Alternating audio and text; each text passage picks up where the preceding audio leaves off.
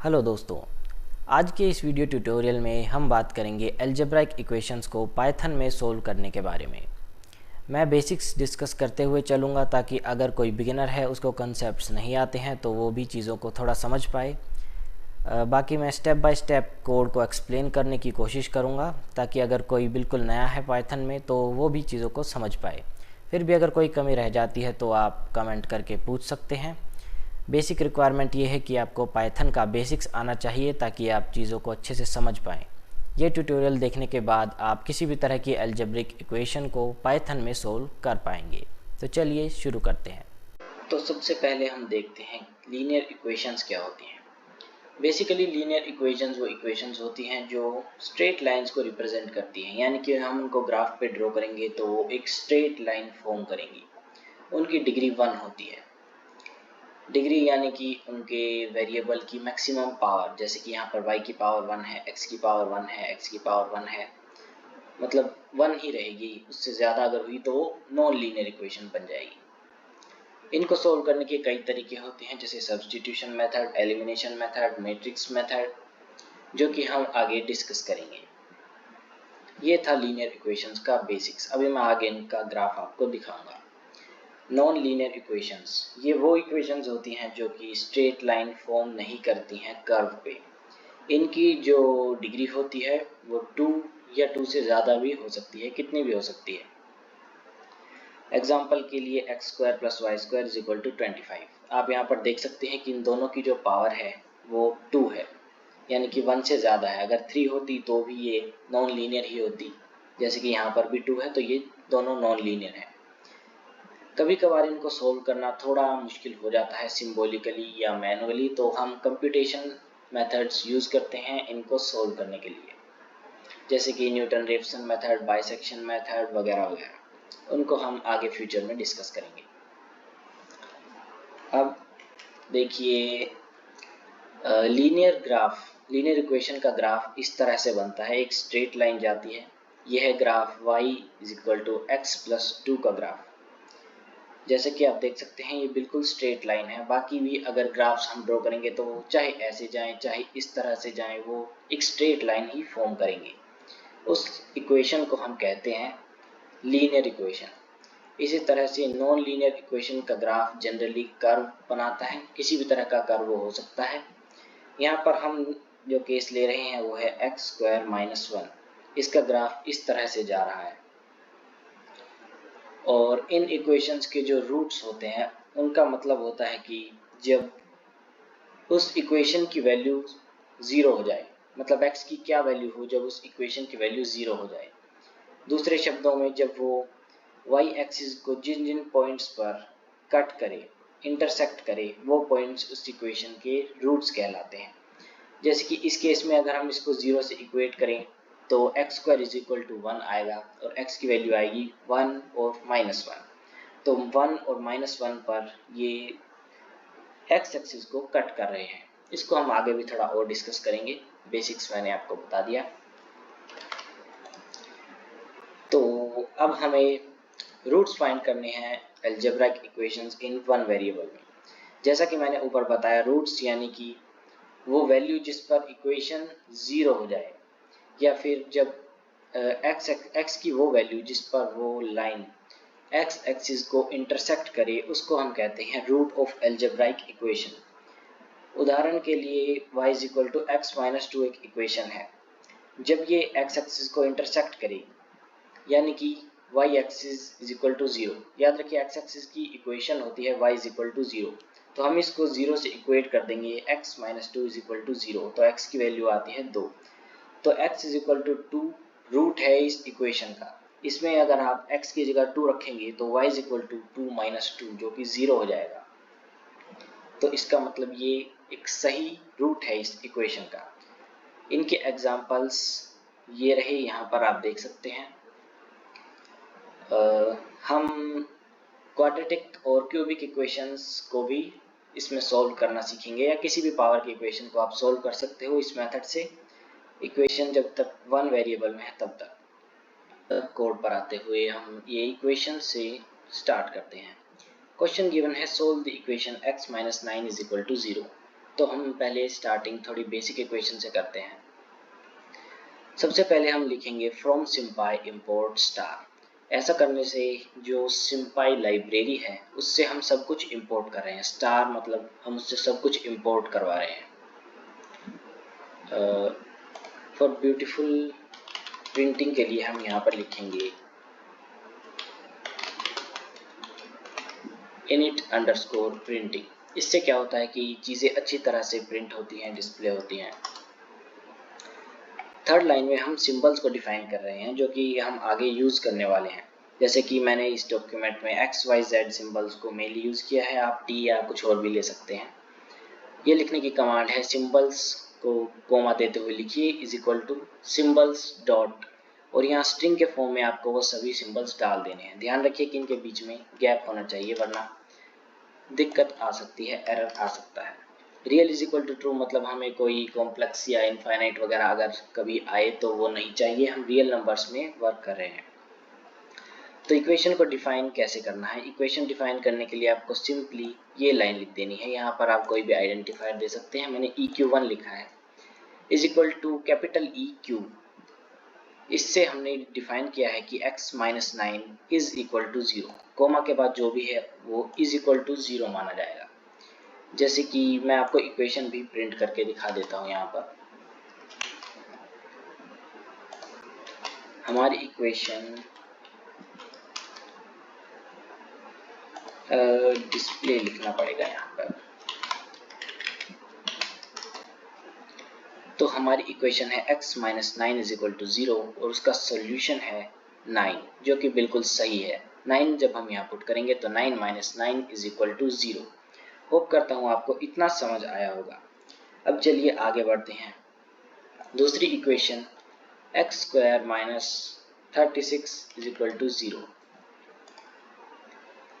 Similarly हम यहाँ पर भी इस इक्वेशन को डिफाइन करेंगे, x square minus 36 is equal to 0। हमने इक्वेशन डिफाइन की और जस्ट हम ये कमांड देनी है solve, SOL is equal to solve equation 2। Just एक फंक्शन हमें वर्क यहाँ पर पुट करना है और हमारी इक्वेशन सोल्व हो जाएगी। कितना सिंपल है ना, सिंपाई लाइब्रेरी से। अब बस आपको उसको डिस्प्ले करा देना है। डिस्प्ले मैं यहाँ पर इसलिए यूज़ कर रहा हूँ क्योंकि डिस्प्ले लिखने से अच्छे से प्रिंट होता है जुपिटर एनवायरनमेंट में। अगर मैं यहाँ पर प्रिंट लिखूंगा तो देखिए इस तरह से प्रिंट होगा, जो कि देखने में बहुत अच्छा नहीं लगता है, बहुत अपीलिंग सा नहीं है। तो हमें चाहिए ब्यूटीफुल प्रिंट इस तरह से, और इसके दोनों सॉल्यूशंस एक लिस्ट के फॉर्म में हमें देखने को मिल रहे हैं, -6 और 6, जो कि सही है। इस तरह से आप क्वाड्रेटिक या क्यूबिक को इजीली सॉल्व कर सकते हैं। थोड़े कॉम्प्लेक्स एग्जांपल पे आते हैं। Solve this equation x square minus 4x minus 2 is equal to 0। Similarly यहाँ पर भी आपको इक्वेशन को डिफाइन कर देना है इस तरह से, इक्वल में 0। ये याद रखने वाली बात है, अगर आप भूल गए तो कभी थोड़ा एरर वगैरह आ सकते हैं। तो हम इसको सोल्व कराएंगे, अगेन सोल्व फंक्शन को यूज करके ब्रैकेट्स में EQ डाल देंगे इक्वेशन 2। और इस केस में हमने क्या किया है कि A और B के फॉर्म में जो सॉल्यूशन हमारी लिस्ट आई है उसको हमने A और B के फॉर्म में अलग अलग कर लिया है, ताकि A में फर्स्ट सॉल्यूशन चला जाए और B में सेकंड सॉल्यूशन चला जाए, जो कि ये है। A में ये जाएगा और B में ये जाएगा, ताकि हमें अलग अलग सॉल्यूशंस पर वर्क करना हो। इसको रन करूंगा तो सॉल्यूशन हमने प्रिंट कराया है, तो ये लिस्ट के फॉर्म में दोनों सॉल्यूशंस इस इक्वेशन के आ गए हैं। A को जब हम प्रिंट कराते हैं तो मेरे पास ये आता है, और जैसे कि ये अभी इस फॉर्म में है, मुझे चाहिए कि भाई एक नंबर के फॉर्म में मेरे पास ये आ जाए। तो यहाँ पर मैं लिखूंगा eval f फंक्शन। इससे क्या होगा कि मेरे पास ये एक डेसिमल नंबर की फॉर्म में आ जाएगा। इसी तरह से b, इसको भी डेसिमल नंबर की फॉर्म में हमें चाहिए, अगर क्योंकि ज़्यादातर अगर हमें यूज़ करना है तो डेसिमल नंबर के फॉर्म में वो सिंपली आ जाता है। कई बार सॉल्यूशंस आपके बहुत कॉम्प्लेक्स से आएंगे अगर आप क्यूबिक इक्वेशंस सॉल्व करना चाहेंगे, तो उस केस में eval f फंक्शन काफ़ी बढ़िया रहता है, काफ़ी इजी आपके काम को कर देगा। चलिए एक क्यूबिक इक्वेशन का एग्जांपल अब ले लेते हैं। इक्वेशन है x cube minus 2x minus 1 is equal to 0। Same तरीके से इसको हमें डिफाइन कर देना है, कुछ भी अलग इसमें नहीं होने वाला। जस्ट डिफाइन करके फिर से वही सोल्व। और इस बार बस एक चीज़ का ध्यान रखना है कि इस बार 3 सॉल्यूशंस हमारे आएंगे, क्योंकि ये क्यूबिक इक्वेशन है, जितनी इसकी पावर होती है उतने इसके रूट्स आते हैं। पहला रूट ये। तो अब हम देखते हैं कि हम अलग अलग तरीकों से, अलग अलग मेथड से किस तरह से इक्वेशन को पाइथन में सोल्व कराते हैं। मैंने एक इक्वेशन डिफाइन की है 4x³ - 5x + 6।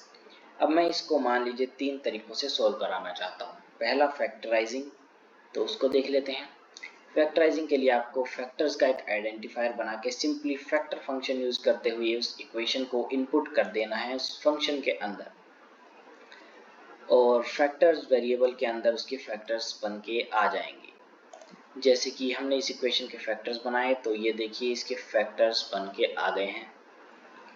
इस तरह से भी आप चाहें तो इसको सोल्व कर सकते हैं। सेकंड मेथड यहाँ पर जो हम यूज करेंगे वो है क्वाड्रेटिक फॉर्मूला।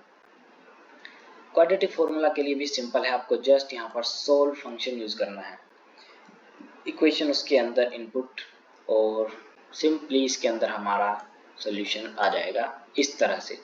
बहुत ही इजी चीज है ये। और थर्ड है completing the square method. Completing the square method by default use होने वाला मेथड है, जो कि हमने ऊपर जितनी भी इक्वेशन सोल्व की वहां पर कंप्यूटर के अंदर by default completing the square method से इक्वेशन सोल्व होती हैं।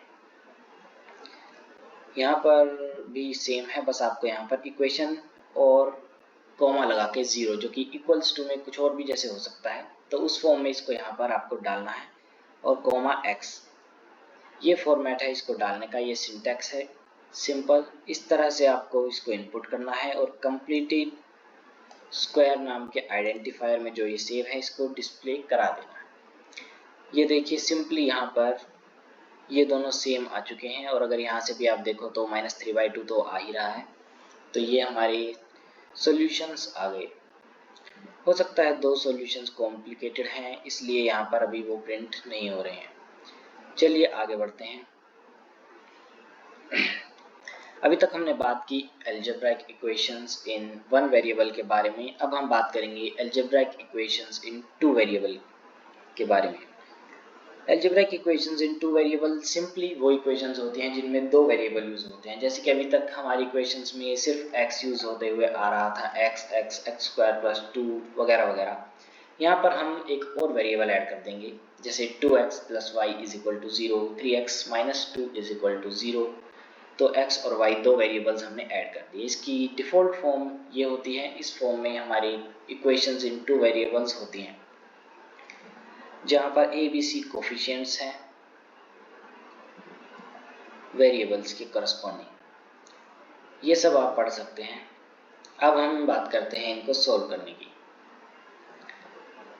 इन इक्वेशंस का जो सॉल्यूशन होता है वो ग्रुप ऑफ वैल्यूज होता है x, y। अगर हम 2 वेरिएबल्स का 2 इक्वेशंस की बात कर रहे हैं तो सॉल्यूशन x, y की फॉर्म में होगा, जो दोनों इक्वेशंस को सेटिस्फाई करे।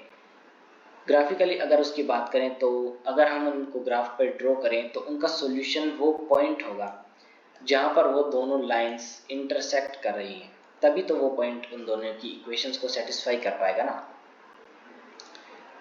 और एक बात हमें यहाँ पर ध्यान रखनी है कि जैसे हमें 2 इक्वेशंस गिवन है, जैसे कि फर्स्ट इक्वेशन y + x = 3 और सेकंड इक्वेशन y - x = 6।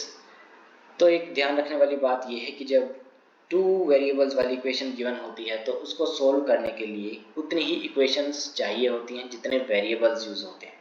जैसे कि आप सिर्फ इस इक्वेशन को सोल्व नहीं कर सकते, y + x = 3। यहाँ पर कुछ भी इनफाइनाइट वैल्यूज आ सकती हैं। इसको सोल्व करने के लिए हमें एक और इक्वेशन चाहिए होगी, जैसे कि y - x = 6। तब हम इनको सोल्व कर सकते हैं, यानी कि 2 वेरिएबल तो हमें 2 इक्वेशंस चाहिए उसको सोल्व करने के लिए। तो चलिए अब इसको भी देख लेते हैं किस तरह से इसको सोल्व करना है। फर्स्ट हमारी इक्वेशंस है, इन्हीं को ले लेते हैं। पहली इक्वेशन है y + x = 3 और दूसरी इक्वेशन है y - x = 6। हमने इन दोनों को डिफाइन कर दिया है EQ1 और EQ2 के अंदर। अब सिंपली हमें इनको सोल्व करने के लिए सिंटैक्स को थोड़ा सा बदलने की ज़रूरत है। यहाँ पे हमको दोनों इक्वेशंस इस फॉर्म में डालनी है और सॉल्यूशंस हमारे x और y के फॉर्म में आएंगे। ध्यान रखिए कि इस जगह पर अभी हम सिर्फ 2 इक्वेशंस यूज़ कर रहे हैं, इसलिए यहाँ पर सिर्फ 2 वेरिएबल्स हैं। अगर 3 इक्वेशंस होगी तो 3 वेरिएबल्स यहाँ पर आ जाएंगे। सिंपली हमें सॉल्व फंक्शन यूज़ कर देना है, फर्स्ट इक्वेशन को यहाँ, सेकेंड इक्वेशन को यहाँ पर डाल देना है। अगर आपको कोडिंग नहीं भी आती है तो भी आप सिर्फ सिंपली इन स्टेप्स को फॉलो कर लीजिए, तो भी आप ये चीज़ कर पाएंगे, किसी भी इक्वेशन को आप इजीली सोल्व कर पाएंगे। इसलिए मैं अपनी लैंग्वेज को भी थोड़ा इजी रख रहा हूँ। आगे आगे हम कॉम्प्लेक्स क्वेश्चंस पर बढ़ेंगे, मैट्रिसेस, हम कैलकुलस भी करेंगे, तब ये सब चीज़ें मैं आपको नहीं बताऊंगा, तब सीधा हम एडवांस टॉपिक्स की बात करेंगे। तो x और y के अंदर इसके सॉल्यूशंस चले जाएंगे।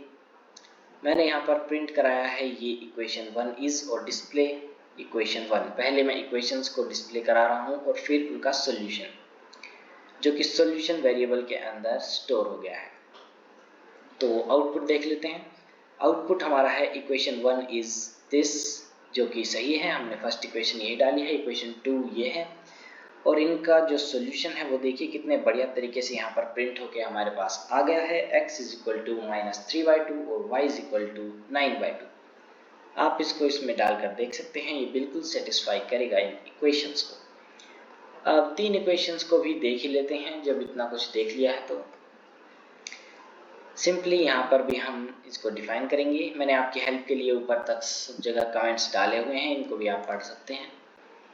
फर्स्ट इक्वेशन है x² minus y² is equal to 14। Second equation है 2x plus 2y is equal to 10। ज़रूरी नहीं कि इनकी पावर 1 ही हो, यहाँ पर 2 या 3 को भी आप यूज़ कर सकते हैं। अगर उनके सॉल्यूशंस एग्जिस्ट करते हैं, अगर लाइंस इंटरसेक्ट करती हैं, तो बिल्कुल वो भी यहाँ पर प्रिंट हो जाएंगे। सिमिलरली आपको यहाँ पर उनको इक्वेशंस को इस तरह से डाल देना है, इनपुट कर देना है। ये सिंटैक्स है उनको प्रिंट करने का। सॉल्यूशंस के अंदर आपके सॉल्यूशंस चले जाएंगे। यहाँ पर कोई इतना कॉम्प्लेक्स नहीं है। बेसिकली देखा जाए तो 3 इक्वेशंस में ही आपका काम हो गया है। 3 लाइन का कोड है बस ये। तो उसी तरह से मैंने इनको अच्छे से प्रिंट किया है। यहाँ पर देख लेते हैं। Equation 1 is x² minus y² is equal to 14। Equation 2 ये है और इन दोनों का सॉल्यूशन जो कंप्यूटर ने कैलकुलेट करके हमें दिया है, पाइथन ने, वो ये है। x की वैल्यू ये है और y की वैल्यू ये है। इतने बढ़िया तरीके से इसने हमें प्रिंट करके आंसर दिया है। कितना जल्दी दिया है, आप इनको चेंज करके भी ट्राई कर सकते हैं। x³ x3 या जो भी आप चाहें अपनी जगह, जैसे यहाँ पर इसको ऐसे चेंज करके या वगैरह वगैरह कुछ भी एक्सपेरिमेंट्स आप इसके साथ कर सकते हैं। देखिए कितनी जल्दी इक्वेशन के जो सॉल्यूशंस हैं वो यहाँ पर प्रिंट होके आ गए हैं। ये 2 इसलिए आए हैं क्योंकि x की एक वैल्यू पर दूसरी y की वैल्यू सेटिस्फाई हो रही होगी और एक और सेट ऑफ वैल्यूज होगा x और y का जिस पे की इक्वेशंस इंटरसेक्ट कर रही होंगी। हो सकता है कि 2 बार वो इंटरसेक्ट करें, इसलिए ऐसा प्रिंट हो रहा है। ज़रूरी नहीं है ना कि एक ही जगह पर वो उसको इंटरसेक्ट करे। हो सकता है कि एक कर्व हो और एक स्ट्रेट लाइन हो, तो 2-3 जगह पर वो उसको इंटरसेक्ट कर रहा हो। अब इसी तरह से मैंने 3 इक्वेशंस को भी सॉल्व करके दिखाया है ताकि आपको दिक्कत ना आए। z को भी हमने यहाँ पर ले लिया है, z को ऊपर ही डिफाइन किया था सिंबल्स में। तो 3 इक्वेशंस हमने ले ली हैं, इनको डिफाइन कर दिया है। सिमिलर तरीके से सोल्व में यहाँ पर हम एक और ऐड कर देंगे, इक्वेशन 3 और z भी हमने यहाँ पर ऐड कर दिया है। अगर आपकी 4 इक्वेशंस हैं तो आप चौथी इक्वेशन को इस तरह से यहाँ पर ऐड कर देना और यहाँ पर कोई चौथा वेरिएबल जैसे w वगैरह हो तो उसको भी आप ऐड कर सकते हो। फिलहाल हमने इतना ही रखा है और इसको हम सोल्व करते हैं जब कोड चलाएंगे। तो ये देखिए इक्वेशन 1 ये है, इक्वेशन 2 ये है, इक्वेशन 3 ये है और फटाक से इसने हमें सोल्व करके आंसर दे दिया है। बढ़िया है ना। तो कितने भी कॉम्प्लेक्स इक्वेशंस हों उनको आप इसमें खट से सोल्व कर सकते हैं। अगर कॉम्प्लेक्स मतलब कि बहुत ज़्यादा, कभी कभार होता है कि बहुत बड़ी इक्वेशंस होती हैं, उनको सोल्व करने में बहुत टाइम लग रहा होता है और तब आपका आंसर गलत आए, तो उस केस में आप इनको वेरीफाई करके देख सकते हैं। यहाँ से आगे आगे हम मैट्रिसेस वगैरह और कैलकुलस, इंटीग्रेशन और डिफरेंशियल इक्वेशंस जैसे कॉम्प्लेक्स टॉपिक्स को भी उठाएंगे। आप मुझे कमेंट्स में बता सकते हो कि आप अगली वीडियो किस चीज़ पर चाहते हो, किस टॉपिक पर मैं आपके लिए वीडियो बनाऊं पाइथन में। आज के लिए इतना ही। वीडियो देखने के लिए आपका थैंक यू। और अगर आप मुझे सपोर्ट करना चाहते हैं तो सब्सक्राइब कर सकते हैं और इस वीडियो को आप अपने फ्रेंड्स में भी शेयर कर सकते हैं। आप कमेंट्स में ज़रूर बताएं कि अगली वीडियो आप किस टॉपिक पर चाहते हैं। Thanks for watching.